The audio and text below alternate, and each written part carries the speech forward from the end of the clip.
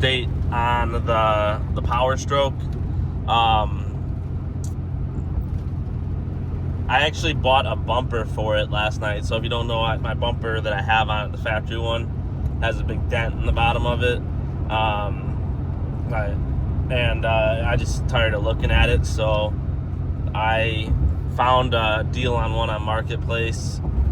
It's actually black, so I'll probably leave it black, because what I wanted to do was I wanted to put like a bed liner, like a rhino liner on it, on the front and back bumper, just to help with like rock chips, because I had the factory bumper like 6 months after I bought it. I think it had been resprayed already once from the dealership that I bought the truck from, and all like the rust was coming through, like the little rust holes from the steel bumper.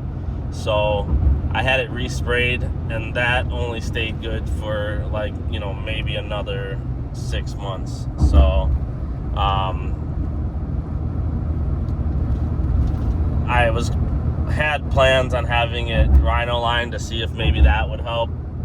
And I have black wheels, black mirror caps, so the black on the bumpers would tie in. So I'll probably just leave this bumper just regular black for now, throw it on, see if I like it, and if I do, then I'll have it done on the front and back, probably bumpers, with the rhino liner or whatever, the bed liner, spray liner.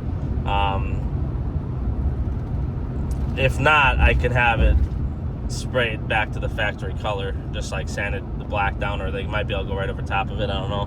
But I couldn't pass up the deal. It was only like $150 for the bumper, and it's made for the platinum with the fog lights and stuff, so I jumped on it. It was only an hour from my house, so a buddy and I went, and he just bought a new it's a 2025 Ram 2500 Cummins, so I hadn't really got an opportunity to check it out yet. So I went, first time getting to drive in it, and then I got to drive it a little bit on the way home. So definitely the new 8-speed in those trucks, I like it a lot better than the 68 RFE. Just a very smooth transmission. I think time will tell as far as like if those trucks are going to be good for hot shot. I mean, I guess they've probably been out long enough that there's some data on that, but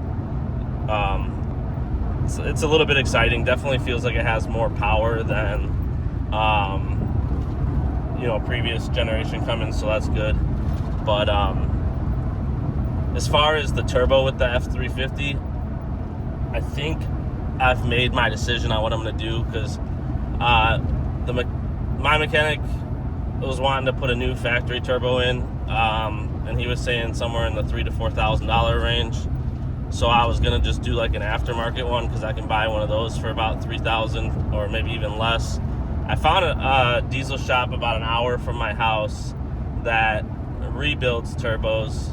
So they actually said they could clean the vanes, and it's only like $250. But a rebuild kit would only be in the $500 to $600. That includes the cleaning.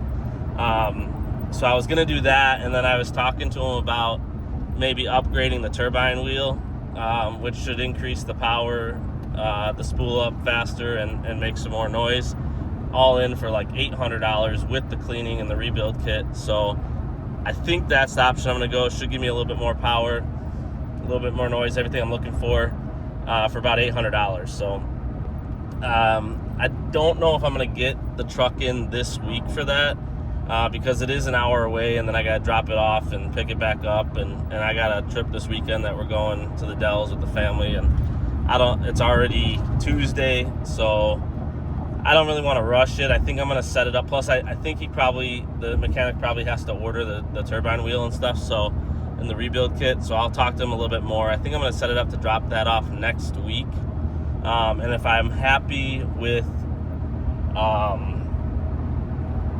the service and the shop, because I've never been there, then I'll probably see if I can get him to replace the turbo actuator on the Cummins. And what I can do then is, obviously when I drop the Ford off, I'm gonna have to have either a friend or my wife come with me in her vehicle to drive me back. But if he can do the turbo actuator right after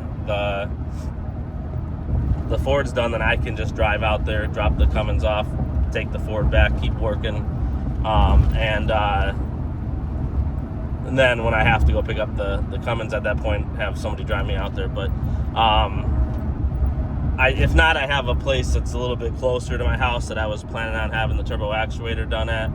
But again, it's a shop I haven't been to, so depending on the pricing and how I like the guys' repair on the turbo on the Ford, then I would just go that route. So, but it seems to be the most cost-effective option. My wife actually wanted me to just get rid of the truck, get a new one, but I'm afraid to even take it to the dealership and see what they would offer for it with the miles I put on it. I think it would make me sick. So I have it where I want it. Like, it's tuned, it's deleted, it's the platinum, so it's got options. Obviously, buying a brand new one would be nice, but a brand new platinum's like $100,000, and I really just don't want to spend that kind of money and then use it for RV transport and put 120,000 miles on it in a year. It just doesn't make any sense. I'll be in the same situation in a year where I got a truck that's worth way less than I bought it for, and then if I end up having issues with it, I'm just dealing with the same issues a year or two down the road. So if I can fix the turbo for pretty relatively inexpensive, I'm gonna go that route. So and hopefully it'll just be fine after that, and then the Cummins with the turbo actuator, hopefully that's all I gotta do for that, and both trucks will be back to running the way they need to be running. And then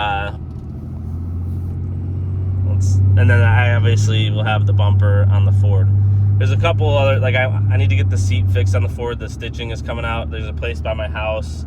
So I've been looking, like the Ram, I put a new seat cover on it. Like the actual cover on the seat or on the foam, I rewrapped it. And I was able to get that from like the seat shop. They have stuff for the Ford, but they don't have any that's a platinum. So I would either have to wrap it in a different leather style. It would be noticeably different than a platinum, so I'm not going to do that. Or I would have to do the whole interior, which I think would still, it would get expensive, timely, and it would still be like a downgrade from the platinum leather, I think. So I'm trying to shop or keep an eye out maybe on Marketplace for somebody selling either a full platinum seat or the wrap. But I would like to also replace the cushion or the foam in that, because the side bolster is getting worn out. But that's not an immediate thing. I don't need to do that right now. Focus on the bumper, focus on the turbo, focus on the turbo actuator, and then once I get all that stuff figured out, I want to get an aux tank in the Ram. But again, it's expensive. Everything adds up. So trying to be smart about spending that money. But yeah, so that's kind of the update on the Ford. Glad I found an option that's not going to be so expensive as like a full turbo replacement. Hopefully I won't regret that. I was going to just do the turbo cleaning, but my thought on it was, what if I get it cleaned for $250 and then a month later I got to take it for the rebuild anyways or something, and then I'm spending the $500 to $600 anyway.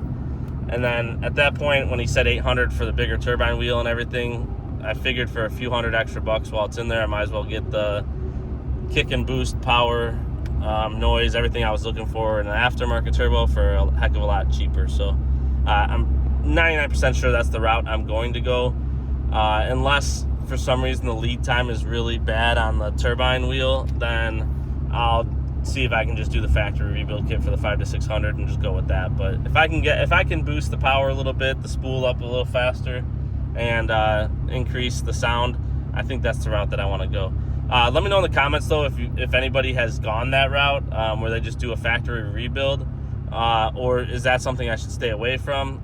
I'm kind of doing a little bit of research. Some people are saying yeah, it's fine. Some people are saying no, just replace the entire turbo because of the balancing issues. But yeah, I don't really know. This is all kind of new to me, so I'm listening to what people have to say. But the cost of the rebuild versus a new turbo is definitely intriguing, I guess. I really didn't want to put like $4,000 into a truck with 235,000 miles, but if I have to, that's the route that I'll go. Again, throw me a comment if you know for sure. And if you haven't subscribed, definitely subscribe to the channel. Give the video a like. Thanks.